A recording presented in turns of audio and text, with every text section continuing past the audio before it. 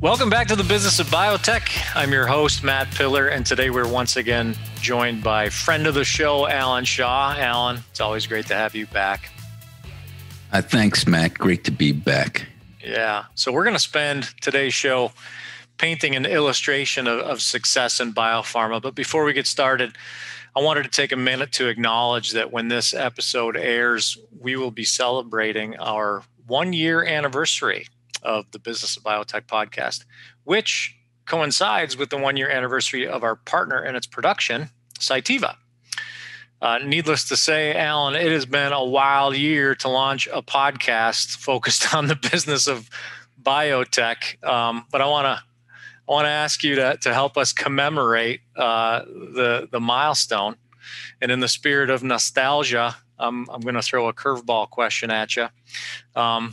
So if Allan Shaw is thinking about the past 360 plus days in this space, wild as they've been, share with us a key moment or highlight from your work in this space that's kind of drawn out of this crazy time. Just sort of, as I said, to commemorate in a nostalgic way the fact that we're a year into this project. Certainly, that's really a very interesting question given the backdrop of the last year. There's a lot of different ways one can really go on that. Yeah. I think in terms of the industry, notwithstanding, a year that most people would prefer to not remember, I would say from an industry, it's been a remarkable year on really a seminal year on many levels. But I think to not dominate this conversation with that could probably be an episode in itself. I think maybe we did one. But anyway, I would speak to the fact of the industry broadly. Going into this year, I would say that the biopharmaceutical industry was the favorite whipping boy of the media and of the world.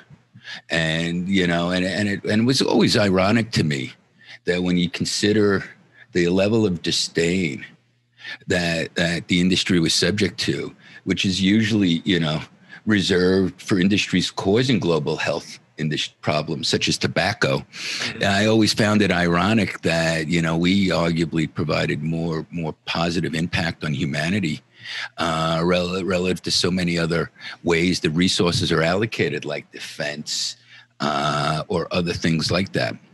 So, to me, what I thought was really nice for a change is I think there's been a paradigm shift in terms of how the industry is now viewing the biopharma sector. And I think the way the industry's pulled together is one. And I mean, it's just unbelievable when you reflect that in less than a year, we've been able to go from discovery to actually having drugs available to vaccinate against COVID-19. And I think the world is appreciating that.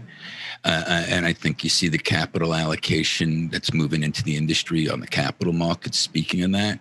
So I don't see any of this as accidental, right? I think it's really recognition that our industry is arguably best equipped to make a positive impact on society. And that's refreshing.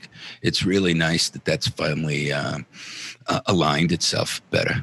Yeah, I joined at I guess a fortuitous time. I joined this space because I wasn't here for the the whipping the whipping that the industry took for so long. It's been all sunshine and roses since I've joined the space, and I think that it's a great point that you make about this time that we're in. And I think it frames up today's conversation quite nicely. We're going to talk about the elements, the sort of the building blocks, elements of success in the space. And I think that it's a timely discussion because those elements may look different 2 years from now. They may look different 12 months from now, depending on where we're at. So before we get into these key design elements in the painting of a successful biopharma, I wanted to get your perspective on where we're going with this conversation. We'll talk some specifics in terms of those design elements, but what's the outcome we're looking for? How do you define success in biopharma? Success means different things to different people. I think from my perspective, success in biopharma is being able to bring a novel, impactful drug to help solve a medical problem, to help patients, to help change the standard of care, or even create a standard of care where there are not alternative therapies. There's a lot of therapies that, just by definition, if there's not a therapeutic alternative, they're generally misdiagnosed. So to me, that is success, to really be able to make an impact on patients. And that's like what I like about biopharma. You're doing good by doing good.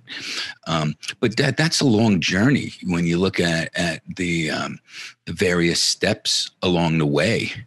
And then when you take a step back, that's like climbing a mountain. It's a huge mountain. Right. Some people say bringing a drug to the market is like getting to heaven. So when you take a step back, I think you need to look at the incremental steps to get you there. And there's a lot of incremental steps that if you don't get those parts right, you're never getting to the top of the mountain. Yeah. But that, in terms of endpoints, we look at clinical endpoints. I would say endpoint is, bring an impactful drug to the market. Sure. Yeah. When you talk about those incremental steps, I've spent a lot of time on this podcast and in this position talking with biopharma execs, leaders of biopharmas, large, small, and in between. And one thing that I've learned is that there's not always a super clear chronology in those incremental steps, right? The continuum is not always prescriptive, let's say. So I'm not sure, I guess I'd ask you, if we start looking at those increments, those building blocks and the successes that each of them represent, do you try to ascribe, in the work that you do with biopharmas, do you try to ascribe some sort of a chronology, a methodology in the approach, step 1, step 2, step 3, or not so much? That's an interesting question. I've never thought about it as formally as you put forward like that. A lot of it has become, I guess, instinctive, or it becomes really more embedded in terms of your philosophy or your values, in terms of how you approach things. Kind of like your kids, you want to establish the right value system, because you can't always be with them at the end of the day, but you want them to be able to make those innate decisions and know what to do when those situations come. And similarly, so I don't go in with a new situation, say these are Allan's rules, or these are the ways you need to go about doing it, because every situation has its own life and there's a reason for why they're doing things. But I think there is a common theme in terms of mistakes that people make, or short-sightedness, or I guess another way where I low-hanging fruit, where it's very easy to make a positive impact at the end of the day. There you go. When you get in there. Speaking to some of those thoughts, I think it all begins and ends with efficient and optimal resource allocation, and I think that's something that when there's a lot of liquidity and a lot of money being thrown around, it's somewhat overlooked. And I think and bad decisions and bad allocations get masked as well. And we could spend a lot of time talking about that. But, I think it really, capital resource allocation, how you prioritize things and your focus, I think it begins and starts from there, and then you can expand out. But when you say masked, you're saying like, capital is relatively easy to get your hands on right now. So it's easy to kind of cover up the mistakes, or pay for, if you will, the mistakes. Yeah, absolutely. No question about it. Yeah. Well, what's you and I have had conversations about the fact that this time that we're in, this extraordinary time that we're in, isn't necessarily gonna. It's not gonna be sunshine and roses forever. So when it comes to capital and capital efficiency, what advice do you give around? Hey, I realize that you're flush perhaps right now, but as I said, you may not be in 12 months. You may not be in 2 years. What advice do you give around allocation of that capital, even in these flush times that we're in right now?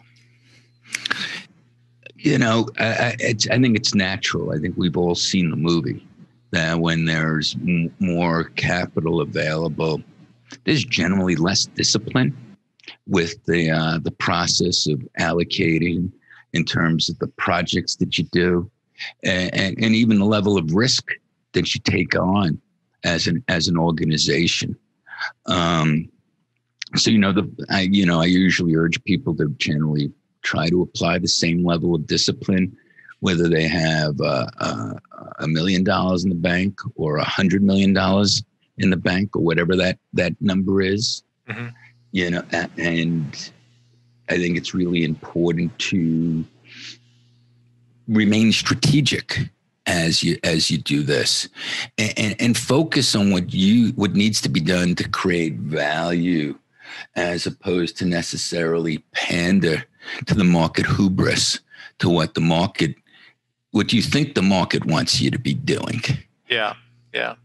There's a fine, that's a tough thing, I think, probably, especially for folks who are new in the space to define, because there's obviously competition on the product front, right? Competition to that endpoint that you talked about, but there's also competition to perception. You talk about competitive advantage, and you talk about how to relate that to capital efficiency and capital conservatism, if you will. It's sort of a philosophical question, but how do you determine money well spent when, perhaps in this time in particular, your peers, your competitors, are spending a lot of money on probably perception that maybe isn't such a good idea. Yet there's got to be pressure to follow suit, right? So where's the balance? Yeah, it's what you say is easier said than done, right? Or what I'm saying is easier said than done, I guess is better put. In response, I think you still need to kind of not fall in the trap of keeping up with the Joneses, right? Yeah. Because that some of that's premised on the fact that the spigot is going to continue to be available. And, those that are doing that, when the music stops, they're going to get caught out at the end of the day. Mm-hmm. So, so therefore, it's easy to fall into that trap. And I see it. I see trends there. You saw that a couple of years back. Every oncology company wanted to suddenly be an IO. Mm-hmm. Now I think it's fashionable to be in precision oncology. So you're seeing people kind of putting themselves into the boxes because those are the flavors of the day. But I think at the end of the day, none of that is durable. And none of that's sustainable. It's all about execution. So, I would ultimately respond that you need to focus on executing and creating data and fundamentally de-risking, the assets that you've chosen to develop. Yeah. And if there's read-through and there's risks, I would just urge you to de-risk whatever has that read-through before you start putting two programs at risk and putting investors' money at risk. And what I'll also urge people always when they're advocating or being a little cavalier is to make it a little personal. So if this was your money, would you be advocating doing this? Yeah. You'll get different answers more times than not when it's their money that's being at risk as opposed to someone else's. Sure. Yeah. Yeah. When it comes to execution, I know that the talent is a big part of execution. So let's talk about that. And we can tie back to that kind of incremental pictures of success. What does success on the journey look like as it relates to talent acquisition and retention, for that matter? You know, it's to me, it all begins and ends with talent. You know, it goes back to jockeys and having the right folks. And you know, and I have a couple of, not surprisingly, a few thoughts on this. Excuse me. So, you know, first and foremost, you know, given the choice of and I may have said this before too, but I think it's an important point and it sets the stage. You know, given the choice of having a superior asset and a middling management team, or a superior management team and a middling asset, I would always pick the latter. Mm-hmm. You know, the jockeys can always create value, but a great asset can be destroyed if you don't have the right people developing it. And so I think that really underscores and speaks to the need for jockeys and trying to have the best folks available to move the needle. People who've had experience, you know, in this space, time is the enemy, and the shortest distance between 2 points is a shortcut. So, you know, if you got people who have experience and know how to get things done and can learn from their past, I think there's a strategic advantage there.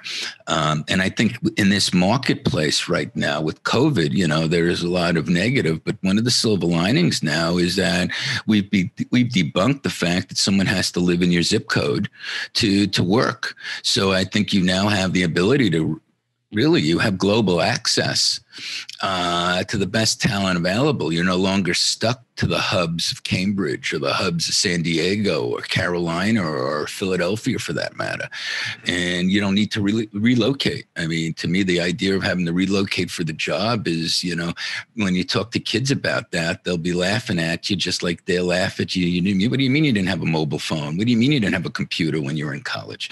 You know, I feel like the way my grandfather spoke to me.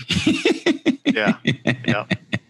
But at the end of the day, you know, that's powerful.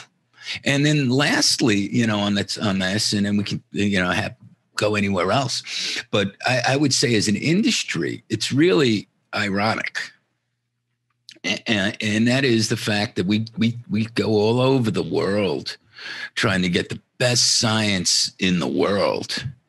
But when it comes to trying to find talent in our industry, we're somewhat we artificially limit ourselves to just going with resources that are from the industry itself. And I think given a lot of the paradigm shifts and the change of how we need to evolve as an industry, I think being able to bring people in from other industries and cross-fertilize that and get out of some of this insular thinking that I think predominates our sector more than probably any other is fundamentally critical. And I've often, ironically, have looked at this as, you know, we fish the entire global ocean for technology and for innovative assets. But when we look for talent, we actually go into a small little pond. Yeah. And to me, there's room for improvement on that front. Yeah. And so I've got a two-part follow-up question on that for you. Again, in the context of the current market that we're in, is it X more difficult to recruit and retain talent in a market that's flush with cash, and arguably, I don't even think it's arguable, short on talent, right? One, is that difficult, and how do you overcome that, and how do you overcome that? Kind of leads to part two of the question. I fancy you sort of in your financial role as leaning fiscally conservative. Do you bend a little bit on the talent front? Like, do you advocate a little bit more for, hey, it's hard to come by, it's central to success, so yeah, spend a little bit more on your people, your jockeys? No, it's a fair question. In this marketplace, retention of people are really difficult. Mm-hmm. Certainly in the Boston, Cambridge, there's a lot of anecdotal stories about people the turnover just being incredible, people just crossing the street, and there's certainly nothing that's changed. So I think in terms of retention, that's going to become strategic in terms of how you retain people, and I think a lot of that has to come to the programs. And I think we're probably going to need to be more generous with the equity, right? I think the cash is cash, and you can pay people, but the way I try to explain it to my family is that the cash covers your overhead. If you want to create wealth and ultimately move the needle, it's good. Wealth creation is associated with the equity, so I think the equity is going to be something that people may need to. There may be new metrics there. Mm-hmm. And notwithstanding my financial discipline, to me, I view this as very much as a team sport, and that you need the right actors and you need the right horses. And so I try to be pragmatic at the end of the day. And, if that's the cost of doing business, then, I have no issue with that. It's a matter of your priorities. But to me, it's all about getting back to success and how do you execute. And to me, to improve the probability of success in terms of execution, it comes again down to the people. Yep. At the end of the day. Yeah. The Business of Biotech is brought to you in partnership with Cytiva. Together, we're committed to helping the leaders of new and emerging biopharma companies navigate the financial, organizational, human resources, and regulatory waters you'll encounter on your way from discovery to the clinic and beyond. Check out a host of useful resources for biotech leaders at Cytiva's Emerging Biotech Accelerator at cytivalifesciences.com/emerging biotech. That's CYTIVA lifesciences.com/emerging biotech. Let's talk about time. Traditionally, the pursuit of that endpoint, taking a biologic therapy to market, has been, and it remains a long game, right? I mean, to your point, it's a marathon. It's a long journey.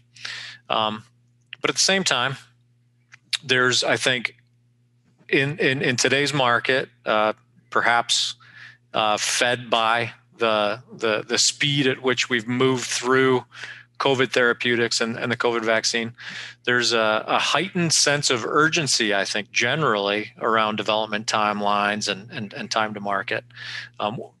One, I'd ask, do you agree, that there is sort of a heightened sense of urgency? And two, what does that mean from a biopharma leader's perspective in terms of, how quickly do we need to move?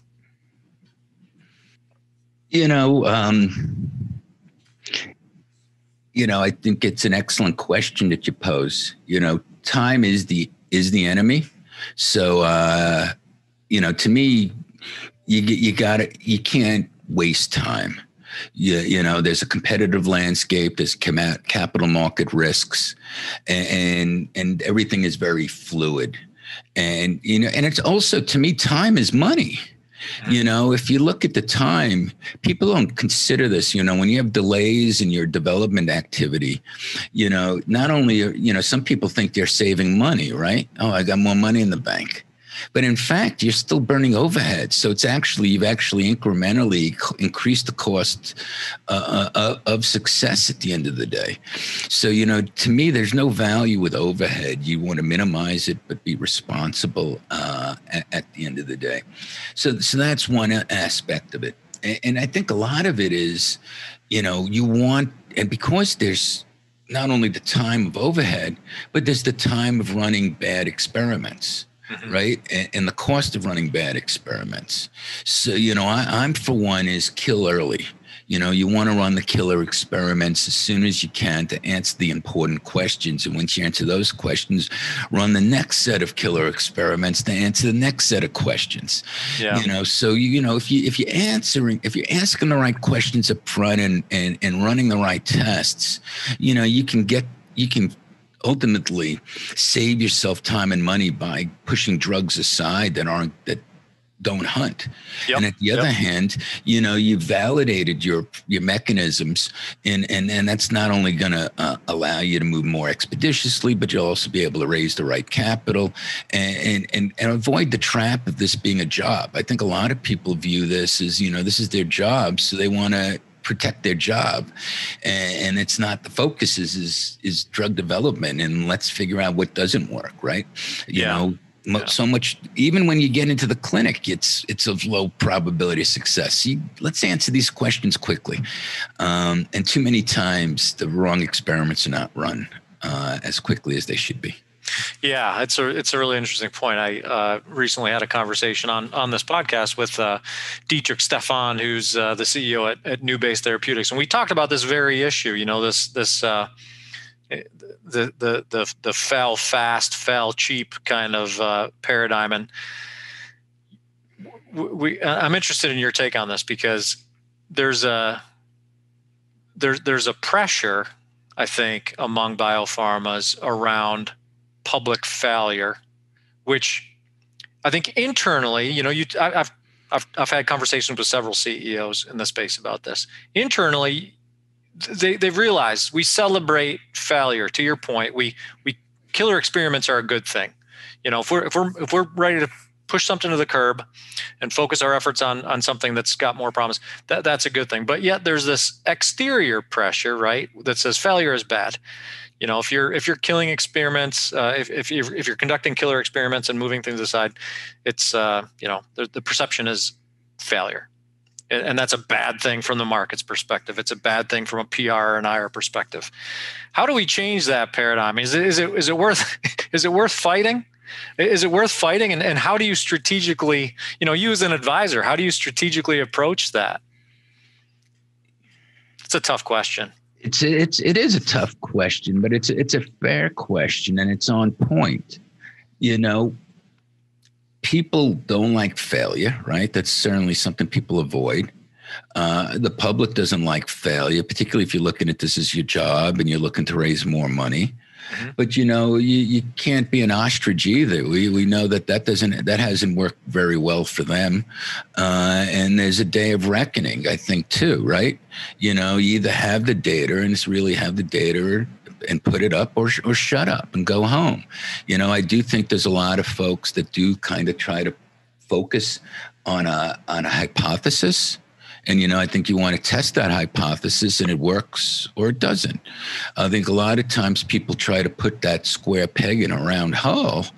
And that's where you get into issues of keep pushing the same premise, mm-hmm. Not to, beat up on Alzheimer's or the amyloid plaque hypothesis, but that's a classic example of people really sticking very doggedly at a hypothesis in the face of scientific evidence that seems to suggest something else.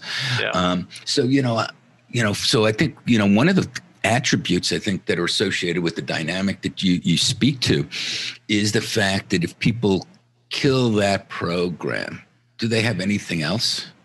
Mm-hmm.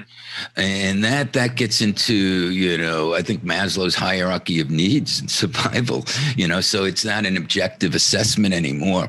I would also say that it's important to try to not be so single-threaded in an industry where there's a high level of clinical and development attrition, given that mostly everything you touch is going to fail.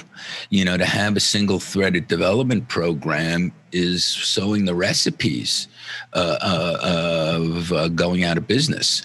I think you want to develop a platform or a pipeline that gives you a couple of different ways to win and have multiple shots on goal. An example that I would point to is one of my former companies, Syndax, which I helped take public a couple of years ago. And we did that with an HDAC, etinostat, which was in phase 3 and had a lot of promise in IO, but it was one molecule.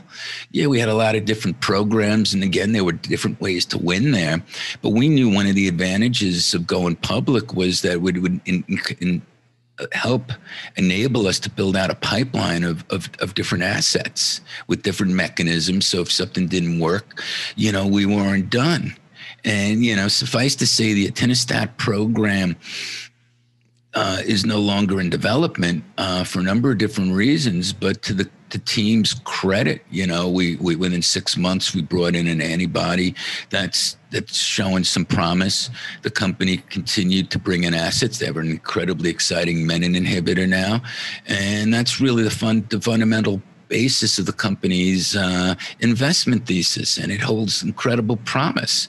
But that's because they weren't wed to the one idea. They were scientifically objective. They ran the experiments until the answers proved something else. But at the same point, they weren't wed to that, and they built up in parallel. They built up additional pipeline assets and different shots on goal, and they've now positioned themselves for success. Yeah.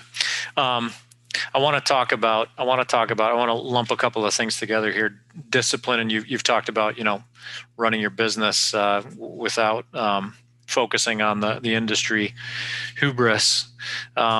Reminds me of I was a runner in high school and college, and I had a track coach in college. I was a 400 intermediate hurdler, so I was quarter mile race, hurdling 10 obstacles on the race. And I had a terrible habit during my races of looking over my shoulder. I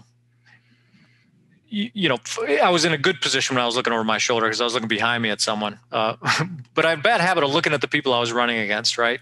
And my coach used to tell me to run the race as though I had blinders on, like I think horses, in horse races, they wear these blinders.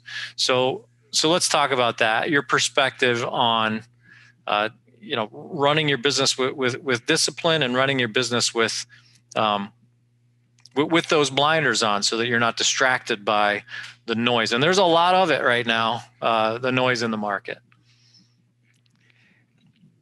I think it comes back to, being focused on what you're trying to solve for.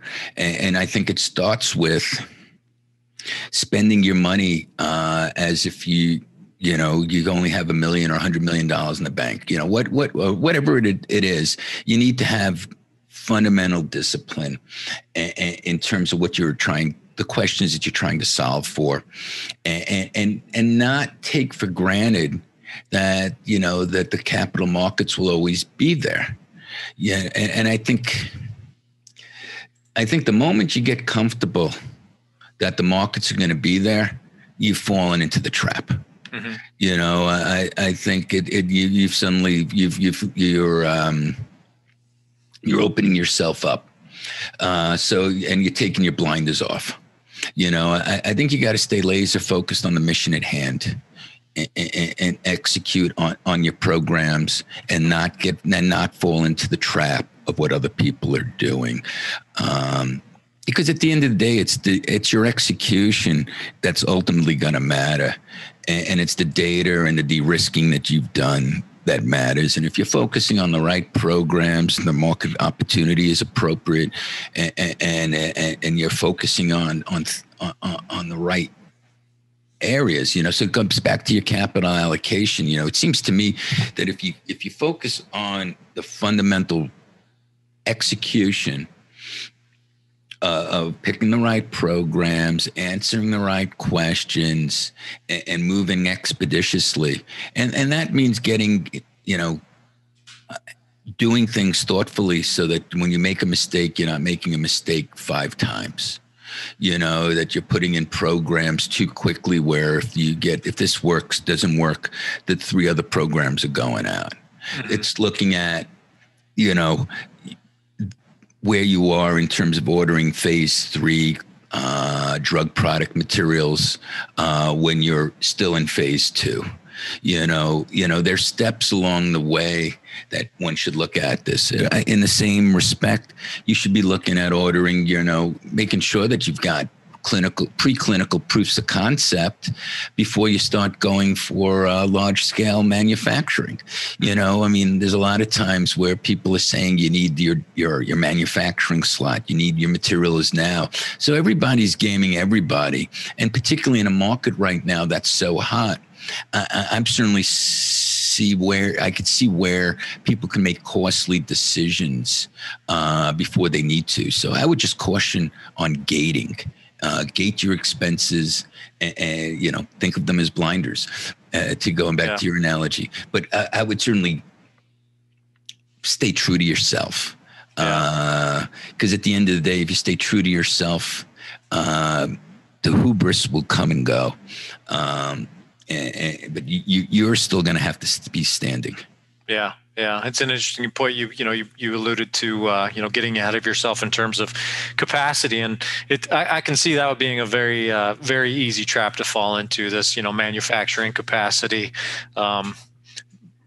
Looking at that prematurely, because there is, especially among CMOs and that entire industry, there's a lot of hype around the fact that, hey, if you want in, you better get in now because it's, so restricted right now. Although, it seems like every day I open up my email, there's a story about a new CMO breaking ground, new CDMO breaking ground. So hopefully that capacity crunch is changing. But all these pressures, I think you have to acknowledge that it's difficult to keep those blinders on when so many people are advising that you pay attention to so many things and move proactively because of industry dynamics. Absolutely. And when you're taking money from people are expecting execution.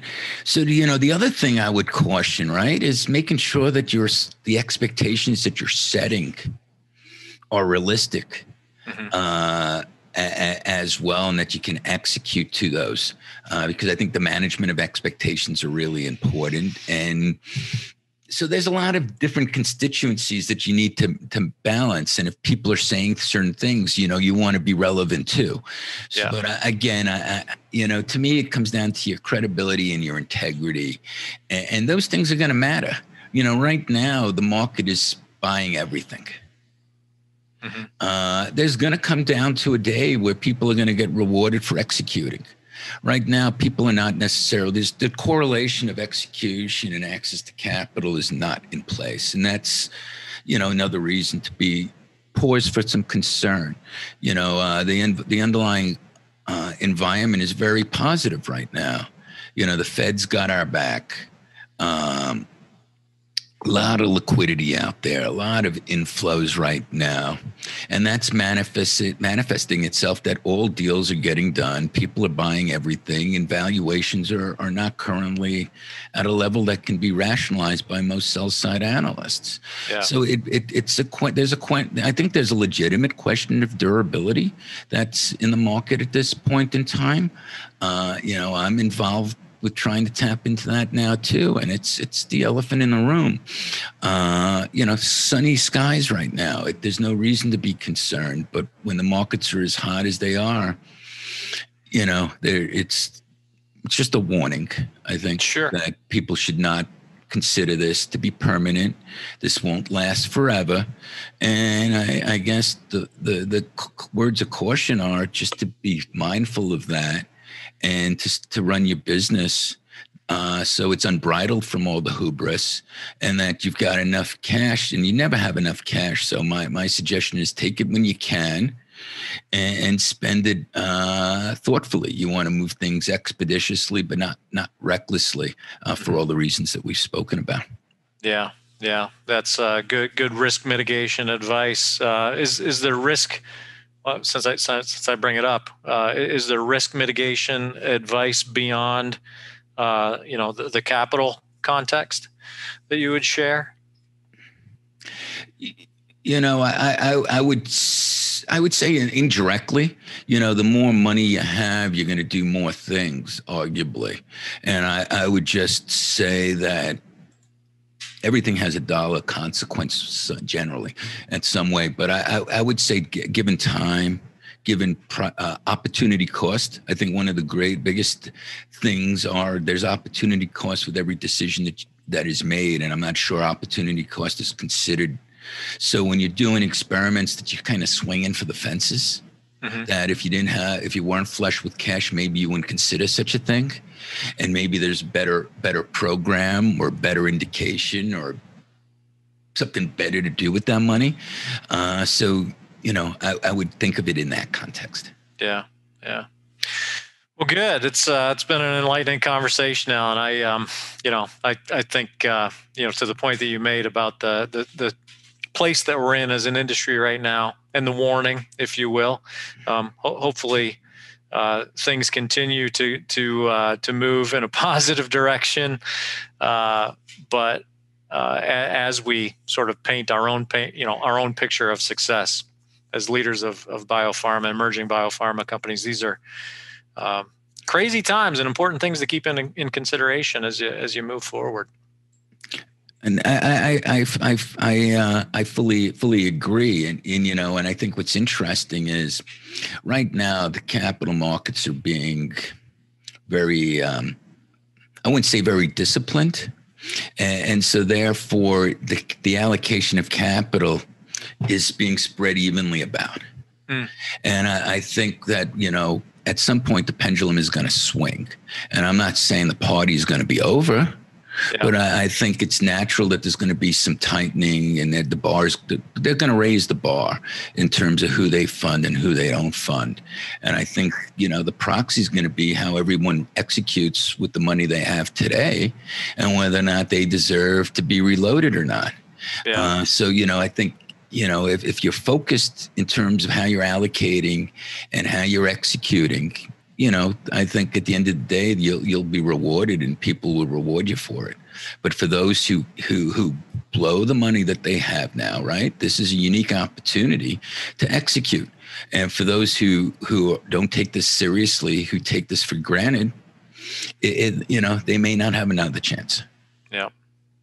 Always good advice from Allan Shaw. I appreciate your coming back on the show. It's like I always say to my colleague Erin Harris when she joins me on these episodes, I appreciate your willingness to sacrifice your professional integrity by spending an hour with me on my podcast. That's a risk that I'm more than happy to continue to take. I appreciate it. Thanks again, Allan. It's always a pleasure. Same here. To be continued. Thanks a lot, man. Absolutely. So that's Allan Shaw. I'm Matt Pillar, and this is The Business of Biotech. We're produced by Bioprocess Online in partnership with Cytiva. You can find the former at bioprocessonline.com, where I kindly request that you subscribe to my newsletter. And at the latter, you can find a trove of resources for new and emerging biotechs at cytivalifesciences.com/emerging biotech. Before you go, check those out. Subscribe to this podcast on whichever platform you prefer. Give us 5 stars if you like what you heard. And as always, thanks for listening.